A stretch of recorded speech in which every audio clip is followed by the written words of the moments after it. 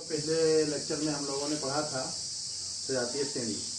आज हम लोग कार्बनिक यौगिकों के नामकरण के लिए कुछ मेथड्स पढ़ेंगे। तो सबसे पहले बच्चों, कार्बनिक यौगिकों के नामकरण करने के लिए आप लोग जान लीजिए कि हाइड्रोकार्बन क्या होते हैं।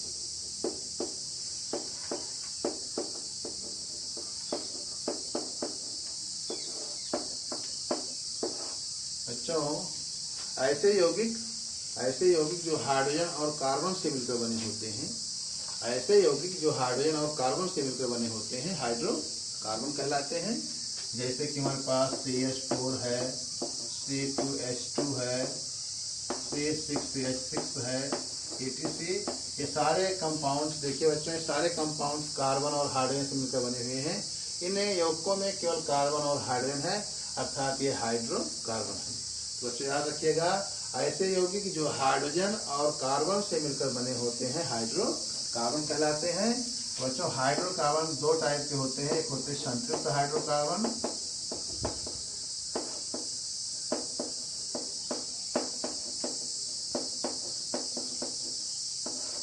और दूसरा होता है असंतृप्त हाइड्रोकार्बन।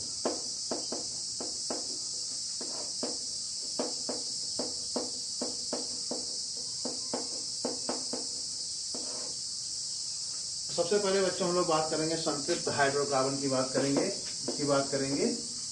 तो संतृप्त हाइड्रोकार्बन की डिफिनीशन क्या है बच्चों? ऐसे हाइड्रोकार्बन यौगिक जिसमें उपस्थित कार्बन की चारों संयोजकताएं एकल बंधों से संतुष्ट हो जाती हैं, संतृप्त हाइड्रोकार्बन कहलाते हैं। संतृप्त हाइड्रोकार्बनों को ही बच्चों हम लोग पैराफिन कहते हैं या एल्केन कहते हैं। इसका आवान्य नाम है पैराफिन, या इसे हम लोग क्या कहते हैं, एल्केन।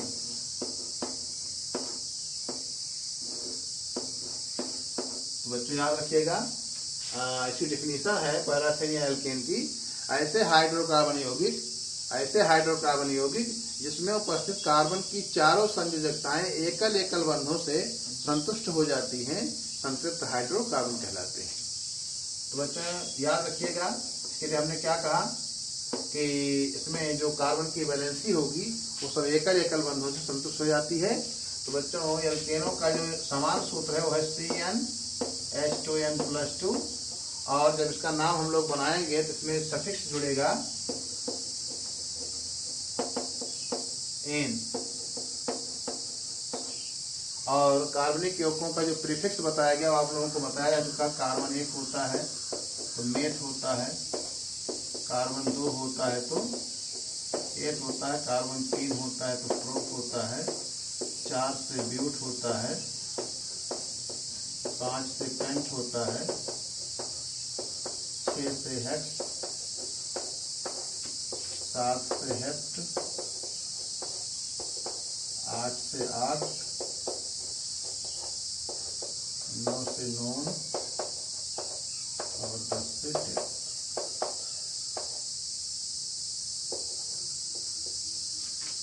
तो बच्चों ये सब प्रीफिक्स हैं जो कार्बनिक यौगिकों के नामकरण में पहले प्रयोग किए जाएंगे। आगे ये जोड़ा जाएगा, पीछे ये जोड़ा जाएगा, और कार्बनिक यौगिक का नाम बन जाएगा।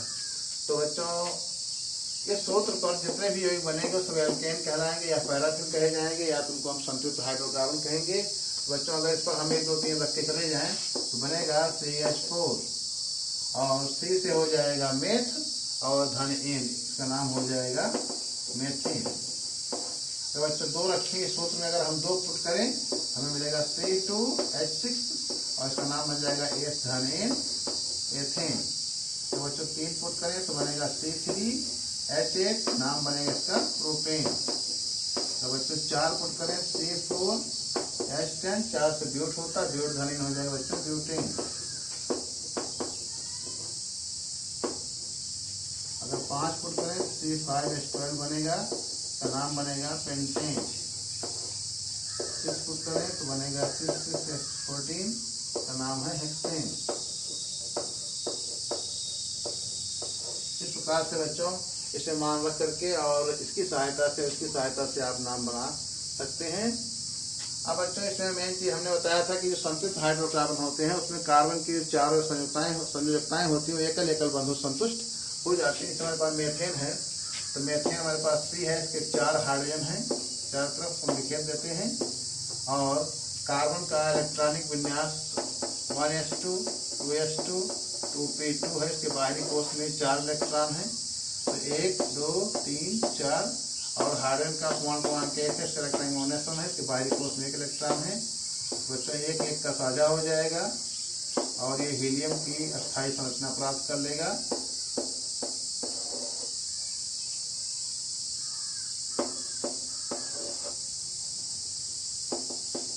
सारे हाइड्रोजन बच्चों हीलियम की अस्थायी संरचना प्राप्त कर लिए। और ये जो इलेक्ट्रॉन्स है ये कार्बन के भी हैं, कार्बन के पास हो गए बाह्य कोश में 8। बच्चों बाह्य कोश में इसके 4 थे, अब 8 हो चुके, तो 8 और 2 10 हो गए। ये नियान का रूप आ गया। अब ये सब हाइड्रोजन जो है हीलियम का रूप आ गए। और इसका जो बॉन्डिंग स्ट्रक्चर बनेगा वो बनेगा C। अगर बच्चों 1 का साझा होता है, 1 इलेक्ट्रॉन साझा होता है तो सिंगल बॉन्ड लगाते हैं। अगर 2 इलेक्ट्रॉन का साझा होता है तो हम लोग क्या डबल बॉन्ड लगाते हैं। अगर 3 इलेक्ट्रॉन का साझा होता है तो ट्रिक बंद लगाते हैं। तो याद रखिएगा यहाँ सब 1 इलेक्ट्रॉन का साझा हुआ है, तो C single bond H, single bond H, single bond H और सिंगल बॉन्ड H। इसे हम लोग बच्चों कहते हैं बॉन्डिंग स्ट्रक्चर। क्या कहते हैं? Bonding structure.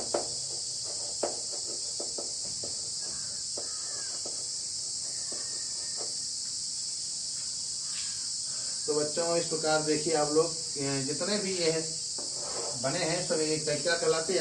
एल्केन श्रेणी के सदस्य, एल्केन श्रेणी के सदस्य।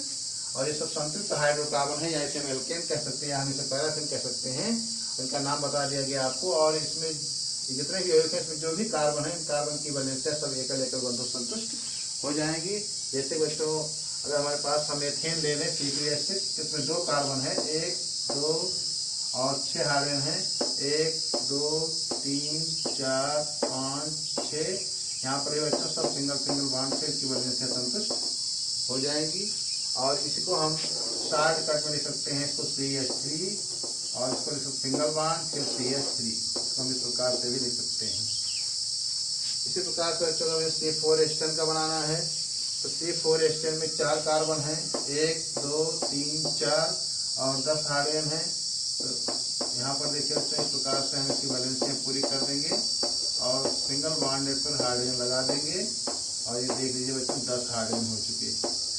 अब बच्चों इसको हम शॉर्टकट में कैसे लिखेंगे? इसको CH3 लिखेंगे, फिर सिंगल बॉन्ड लगाएंगे, फिर CH2 लिखेंगे, फिर सिंगल बॉन्ड लगाएंगे, फिर CH2 लिखेंगे और फिर लास्ट में लिखेंगे CH3। तो इसको हम इस प्रकार से भी लिख सकते हैं। यहाँ देखिए सभी कार्बन की जो चारों वैलेंसियां हैं, चारों संरचनाएं हैं, एकल एकल बंधों से संतुष्ट हो रही हैं। बच्चों ये सब कहलाते हैं संतृप्त हाइड्रोकार्बन।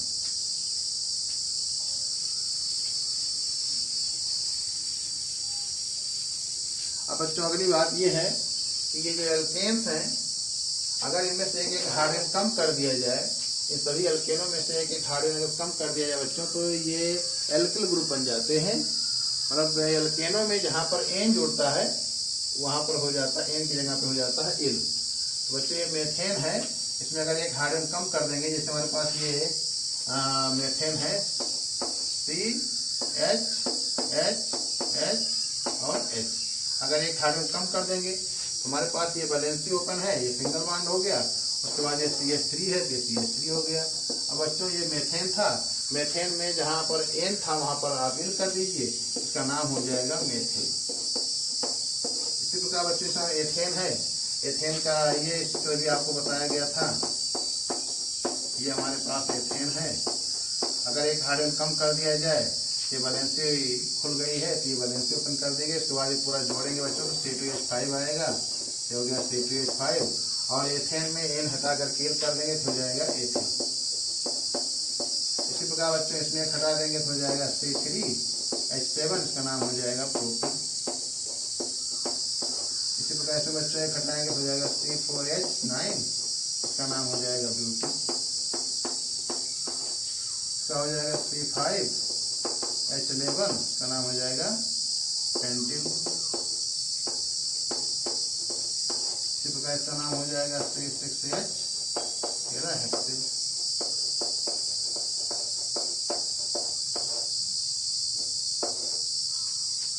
तो बच्चों ये कहलाते हैं एल्किल ग्रुप, एल्किल ग्रुप, और जिसको हम लोग डिनोट करते हैं किससे, सिंगल बॉन्ड आर से। तो याद रखिएगा, ये कहलाती है alkyl group, methyl, ethyl, propyl, butyl, hexyl, pentyl. तो बच्चों ये था हमारा संतृप्त हाइड्रोकार्बन। अब इसके बाद हम लोग बात करते हैं असंतृप्त हाइड्रोकार्बन की।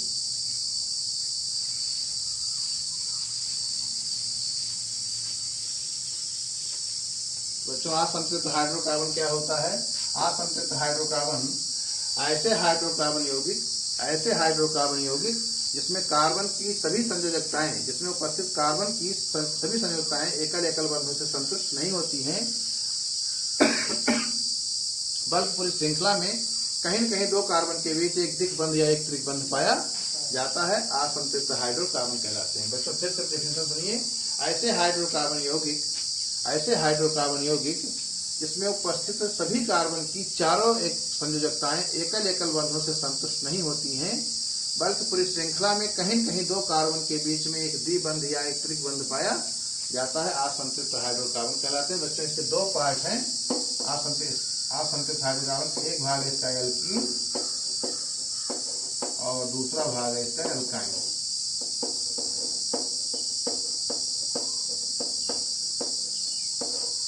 बच्चों हम लोग सबसे पहले पढ़ेंगे एल्कीन।